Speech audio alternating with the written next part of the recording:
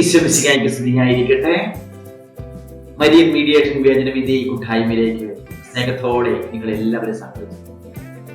ഈ ആഴ്ച നാം ധ്യാനിക്കുന്നത് പരിശുദ്ധാത്മാവിൽ നയിക്കപ്പെടുന്ന പന്തക്കുസ്ത തിരുനാളിന് വേണ്ടി നാം പ്രാർത്ഥിച്ച് ഇറങ്ങിക്കാത്തിരിക്കുകയാണ്. വിശുദ്ധ യോഹന്നാന്റെ സുവിശേഷത്തില് 14-ാം അധ്യായം 15 മുതൽ 21 പ്രകാരം നിങ്ങൾ എന്നെ സ്നേഹിക്കുന്നുവെങ്കിൽ എന്റെ കൽപ്പന പാലിക്കും. ഞാൻ പിതാവിനെ അപേക്ഷിക്കുകയും നിങ്ങൾക്ക് നിങ്ങളുടെ കൂടെയായിരിക്കുവാൻ മറ്റൊരു സഹായകനെ പരിശുദ്ധാത്മാവെ നൽകുകയും ചെയ്യും. ഈ സത്യാത്മാവെ സ്വീകരിക്കുവാൻ ലോകത്തിന് സാധിക്കുകയില്ല. പഠിപ്പിക്കുകയാണ്, ഈ സത്യാത്മാവെ സ്വീകരിക്കുവാൻ ലോകത്തിന് സാധിക്കുകയില്ല. ഉള്ളവരെ മമോദീസായിലൂടെ സൈലേവനത്തിലൂടെ ഈ പരിശുദ്ധാത്മാവിനെ സ്വീകരിച്ചവരാണ്. ഈ ആത്മാവിൽ നയിക്കപ്പെടുന്ന ഒരു ജീവിതമാണ് യഥാർത്ഥ ക്രൈസ്തവ ജീവിതം. അത് ആനന്ദദായകമായ ജീവിതമാണ്. ഇത് പരിശുദ്ധാത്മാവിൽ ഉള്ള ജീവിതമാണ്. ഇതിനെക്കുറിച്ച് കത്തോലിക്ക സഭയുടെ മതബോധ കേന്ദ്രത്തില് കാറ്റക്കിസം ഓഫ് കാത്തലിക് ചർച്ചിന്റെ 703-ാമത്തെ ഖണ്ഡികയില് സഭ ഇങ്ങനെ പഠിപ്പിക്കുന്നുണ്ട്: സൃഷ്ടിയെ വിശുദ്ധീകരിക്കുകയും ഭരിക്കുകയും സജീവമാക്കുകയും ചെയ്യുക പരിശുദ്ധാത്മാവിന്റെ ധർമ്മമാണ്. അതെ സ്നേഹമുള്ളവരെ, എന്നെ വിശുദ്ധിയിലേക്ക് വളർത്തുന്നത്, എന്നെ സജീവമാക്കിക്കൊണ്ട് സഭയെ പടുത്തുയർത്താനായിട്ട് എന്നെ സഹായിക്കുന്നത്, നിർബന്ധിക്കുന്നത് പരിശുദ്ധാത്മാവാണ്.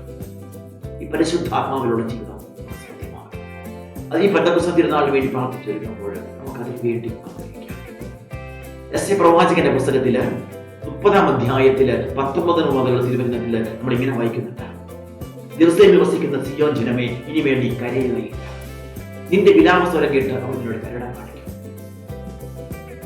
അത് കേട്ട് നമ്മൾ നിനക്ക് ഉത്തരം വേണം. നിനക്ക് കർത്താവ് കഷ്ടതയുടെ അപ്പവും ക്ലേശത്തിന്റെ ജലവും തന്നാലും നിന്റെ ഗുരു നിന്ന് മറഞ്ഞിരിക്കുകയില്ല. നീ ഇടതോട്ടോ വലതോട്ടോ തിരിയുമ്പോൾ നിന്റെ കാതുകൾക്ക് പിന്നെ സ്വരം ശ്രമിക്കും, കേൾക്കും. ഇതാണ് വഴി, ഇതിലേക്ക് പോകുക. ആത്മാവിൽ നയിക്കപ്പെടുന്ന ജീവിതം. തുടർന്ന് വചനം പഠിപ്പിക്കുകയാണ്: അപ്പോൾ നിങ്ങളുടെ വെള്ളി പൊതിഞ്ഞ കൊത്തു വിഗ്രഹങ്ങളെയും സ്വർണം പൂശിയ വാർപ്പ് വിഗ്രഹങ്ങളെയും ദൂരെ പോകുകയും എന്ന് പറഞ്ഞ് മലിന വസ്തുക്കളെ എന്ന പോലെ. അത് സ്നേഹമുള്ളവരെ, പരിശുദ്ധാത്മാവിൽ പാപത്തെ ഉപേക്ഷിക്കുമ്പോൾ ആ പാപം വചനപ്പെട്ടി മലിന വസ്തുക്കൾ എന്ന പോലെ ഈ ലോകം തരുന്നതായ സന്തോഷങ്ങൾ, ലോകം തരുന്ന ചില ചപ്പും ചവറും പാപത്തിന്റെ സന്തോഷങ്ങളെ മലിന വസ്തുക്കൾ എന്ന പോലെ എറിഞ്ഞു കളയുമെന്ന് വചനം പഠിപ്പിക്കുകയാണ്. ആത്മാവിൽ നയിക്കപ്പെടുമ്പോൾ തുടർന്ന് വചനം പഠിപ്പിക്കൂ: അവിടെ നീ വിതയ്ക്കുന്ന വിത്തിന് മഴ നൽകും, ദാനസമൃദ്ധമായി പടയും, അന്ന് നിന്റെ കന്നുകാലികൾ മേച്ചിപ്പുറങ്ങളിലൂടെ വീഴും.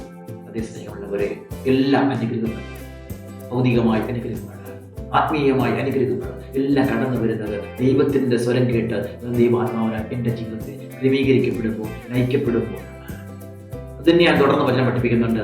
പ്രവാചകന്റെ പുസ്തകത്തിൽ 31-ാം അധ്യായം 1-ാം തിരുവചനം: കർത്താവിനോട് ആലോചന ചോദിക്കുകയോ ഇസ്രായേലിന്റെ പരിശുദ്ധിയിലേക്ക് ദുഷ്ടി ഉയർത്തുകയോ ചെയ്യാതെ സഹായം തേടി ഈജിപ്തിലേക്ക് പോവുകയും കുതിരയിലും കുതിരപ്പടയാളികളുടെ കരുത്തിലും വിശ്വാസം അർപ്പിക്കുകയും ചെയ്യുന്നു. അത് സ്നേഹമുള്ളവരെ, എന്റെ ബുദ്ധിയിൽ ആശ്രയിച്ച് കഴിഞ്ഞ കാലത്തെ എക്സ്പീരിയൻസ് വെച്ചുകൊണ്ട് ഞാൻ എൻ്റെ കുടുംബജീവിതം, എൻ്റെ വ്യക്തിപരമായ ജീവിതം, കൂട്ടായ്മ ഒക്കെ ഞാൻ ക്രമീകരിക്കാൻ ശ്രമിച്ചു കഴിഞ്ഞാൽ ദുരിതമെന്നാണ് ഈ കാലഘട്ടത്തിൽ ദൈവം എന്താഗ്രഹിക്കുന്നു, എന്നിൽ എന്ത് പ്രതീക്ഷിക്കുന്നു, എൻ്റെ കുടുംബത്തിൽ ഞാൻ എന്താണ് ദൈവം ക്രമീകരിക്കുന്നത്, എൻ്റെ കുഞ്ഞുങ്ങൾക്ക് ദൈവവിളിയുണ്ടോ, ഇതൊക്കെ ഞാൻ പ്രാർത്ഥിച്ച് ദൈവാത്മാവിനെ നയിക്കണം. എൻ്റെ കൂട്ടായ്മയെ കുറിച്ചുള്ള ദൈവത്തിന്റെ പദ്ധതി എന്താണ്?